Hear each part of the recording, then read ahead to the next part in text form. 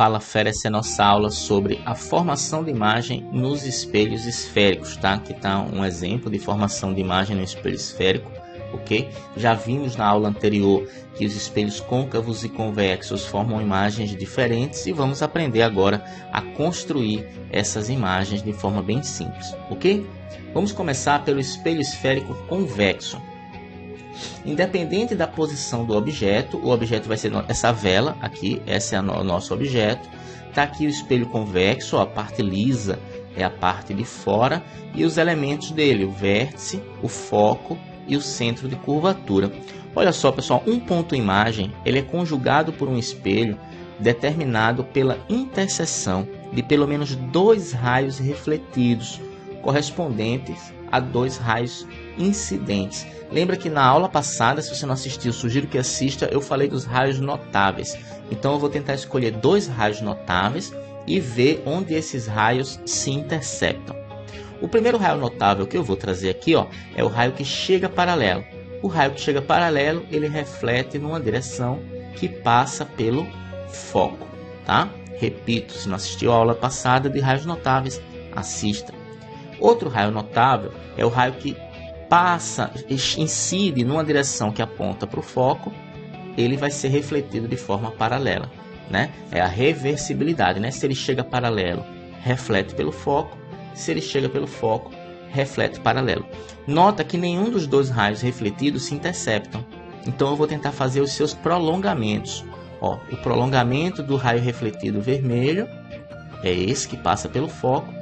E o prolongamento do raio refletido azul é esse que é paralelo. Os prolongamentos se interceptam. É aqui que vai se formar o ponto imagem do topo da vela. E o restante do corpo dela vai se formar da mesma forma. Beleza? Então aqui eu tenho a minha imagem. A imagem de um espelho esférico convexo, independente da posição do objeto, será sempre uma imagem virtual, direita e menor. Virtual porque é formado atrás do espelho, então quando você olha para o espelho você já consegue ver a imagem. Direita, entre aspas, é de cabeça para cima, né? A vela está nessa posição vertical com a chama no topo e aqui a imagem também, né? Ela segue o comportamento do objeto. E menor pelo tamanho, olha o tamanho da imagem, olha o tamanho do objeto, ele forma uma imagem menor. Por isso, pessoal, que o espelho esférico convexo, formando esse único tipo de imagem, é muito utilizado naquilo que eu falei, né? Nas lojinhas, no ônibus, em alguns retrovisores, porque ele aumenta o campo visual. O fato dele sempre formar a imagem direita e menor, ele amplia o campo visual olhando para ele. E aqui uma foto, né, de um espelho convexo. Aqui nós temos uma luz, né, formando esse objeto, essa seta. Então a seta está para cima, ó, direita. Eu consigo olhar para o espelho e ver, então está formado atrás dele, é virtual e menor em relação ao objeto, beleza? Esse é o espelho esférico convexo. Vamos ver agora o espelho esférico côncavo. Nesse caso, ele vai formar 5 tipos de imagem, que vão depender da posição do objeto. A primeira posição que eu vou colocar o objeto é antes do centro de curvatura. Então está aqui o meu espelho côncavo, a parte lisa e a parte de dentro, seu vértice, seu foco e seu centro de curvatura. Vou agora pegar dois raios notáveis e vou tentar construir a imagem. Primeiro raio notável, o raio de luz que chega paralelo, volta pelo foco. Segundo raio notável, o raio de luz que passa pelo foco, volta paralelo. Nesse caso, pessoal, os dois raios refletidos se interceptam. Nesse local em que os raios refletidos se interceptam, eu formo a minha imagem. E aí você pode perceber que essa imagem é real. Por que ela é real? Porque ela é formada na frente e não atrás do espelho. Ela é invertida, porque ela está de cabeça para baixo em relação ao objeto. E ela é menor por conta do seu tamanho. Lembrando, pessoal, que objetos reais, eles precisam de um anteparo para a gente ver, tá? Então, primeiro, só para recapitular, objeto antes do centro de curvatura forma imagem real, invertida e menor, dada pelo cruzamento dos raios refletidos. Então, aqui você tem o objeto, né? Que é uma luzinha que eu estou criando aqui. Aqui está o espelho, a luz bateu no espelho, foi refletida e eu precisei desse papel para poder mostrar o objeto real que está sendo projetado, todo objeto projetado é real, beleza? Precisa de um anteparo para essa projeção. Ela é invertida, ó, de cabeça para baixo em relação ao objeto, e ela é menor de tamanho. Agora vamos empurrar o objeto que estava antes do centro para sobre o centro. Vou colocar agora o objeto, qualquer posição antes do centro é aquilo que eu falei. Se eu colocar o objeto sobre o centro, vou pegar os mesmos raios notáveis, ó. Chegou paralelo, refletiu pelo foco. Chegou pelo foco, refletiu paralelo. Ele vai cruzar nesse ponto que vai formar esse tipo de imagem aqui, ó, real, invertida e de mesmo tamanho. Já falei, real na frente do espelho, invertida de cabeça para baixo. Toda imagem real é invertida, toda imagem real é invertida e de mesmo tamanho do objeto, tá? Então tá aqui o objeto. Você nota que o anteparo foi colocado do lado dele, né? Então você tem um objeto aqui, seta para cima, imagem projetada no papel, porque ela é real, de cabeça para baixo, ok? Agora vamos empurrar esse objeto um pouquinho mais para frente, e aí ele vai ficar entre o centro e o foco. Qualquer lugar aqui entre o centro e o foco, eu vou pegar dois raios notáveis de novo, ó. Chegou paralelo, refletiu pelo foco. Chegou pelo foco, refletiu paralelo. Onde os raios se cruzarem, eu formo a imagem. Olha quais são as características dessa imagem aqui, pessoal. Ela é real, está na frente do espelho. Ela é invertida, está de cabeça para baixo. E ela tem um tamanho maior do que o tamanho do objeto, tá?